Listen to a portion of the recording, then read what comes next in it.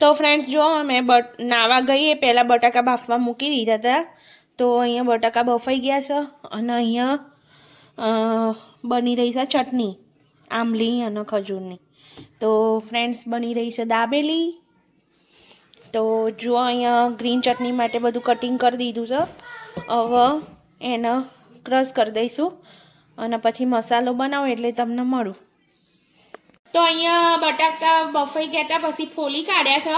અને જ્યારે આપણે દાબેલી બનાવતા હોઈએ ને ત્યારે બટાકા આવી રીતના મેશ કરવા પડે તો એ દાબેલીનો મસાલો બહુ સ્મૂથ ને સારો એવો બને. તો આવી રીતના આરું લઈ લીધું સામે ગ્રેટ કરી દેવાનું ગ્રેટરથી બટાકાનો. તો અહીંયા દાબેલીમાં નાખવા માટેની મસાલા સીંગ રેડી થઈ ગઈ છે. મારી પાસે હતી સોલ્ટેડ સીંગ તો મેં તેલ મૂકીને એમાં પહેલાં સીંગ નાખી દીધી અને પછી ચાટ મસાલો મરચું મીઠું ધાણા જીરું બધું નાખી દીધું અને પછી આપણી મસ્ત યમ્મી મસાલા સીંગ રેડી થઈ ગઈ. તો અહીંયા ઘડી દાબેલીનો મસાલો બનાવવા માટે કઢાઈ મૂકી દીધી છે અને હવે એમાં નાખીશું બટર. તો બટરવાળી બનાવીએ છે દાબેલી. તો બટર મેલ્ટ થાય એટલે આમાં થોડુંક તેલ નાખીશું એટલે બટર આપણું બળી ના જાય. તો હું આર્યો દાબેલીનો મસાલો યુઝ કરું છું ગોપાલનો. તો બહુ સારો આવે છે, બહુ મસ્ત દાબેલી બનતી હોય છે એનાથી. તો હવે બટર પીગળી જાય એટલે અંદર આપણે સૌથી પહેલાં મસાલો નાખી દેવાનો. તો જો અહીંયા ઘડી બટર પીગળી ગયું છે તો એમાં દાબેલીનો મસાલો નાખી દઈશું. તો જો અહીંયા મસ્ત મસાલો હલાવી લીધો બટરમાં. હવે અંદર નાખીશું થોડુંક પાણી એટલે મસાલો બળી ના જાય એટલા માટે પાણી નાખવાનું. હવે આને ઉકળવા દેવાનું.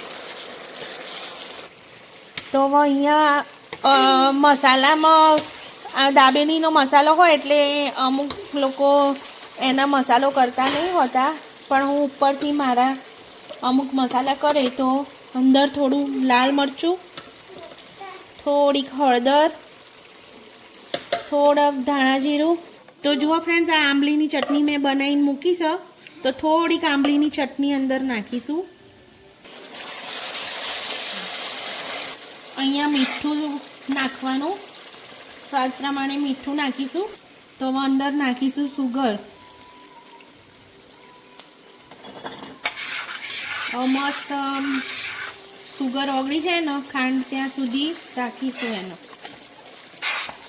તો જો આપણો મસ્ત મજાનો મસાલો બની ગયો છે. હવે અંદર આપણે નાખીશું બટાકાનો માવો. હવે આના મિક્સ કરી લઈશું બધું. જો મેં થોડું ઉપરથી બટર નાખ્યું, મને થોડું ઓછું લાગતું હતું બટર એટલે બટર નાખ્યું. અને આપણો દાબેલીનો મસાલો તો એટલો મસ્ત યમ્મી બને છે ને બી હાલ જ પાણી આવી ગયું છે તો ખાઈ લઉં એવું થઈ જાય છે.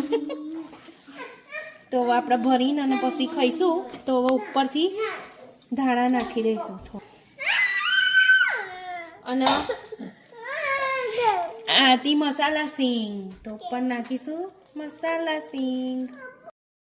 તો અહીંયા જો લસણની ચટણી, પછી આંબલીની ચટણી અને ગ્રીન ચટણી. તો હવે આપણે દાબેલી ભરવાનું સ્ટાર્ટ કરીશું. તો સૌથી પહેલાં લગાવીશું લસણની ચટણી અને પછી આંબલીની ચટણી લગાવીશું અને પછી થોડી ગ્રીન ચટણી અને હવે એમાં ભરીશું દાબેલીનો મસાલો. હવે એના ઉપર નાખીશું સેવ. તો હવે નાખીશું અંદર થોડી ડુંગળી.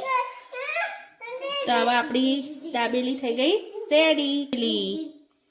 તો લગાવીશું પહેલાં બટર અને હવે મૂકીશું દાબેલી. તો જુઓ ગાઈસ અહીંયા થઈ ગઈ છે દાબેલી રેડી. જોઈ કેવું લાગ્યું દાબેલી? બહુ ટેસ્ટી હો. ધવલ તમને કેવી લાગી દાબેલી? યમ્મી. તો વૃંદા દાબેલી કેવી લાગી? યમ્મી.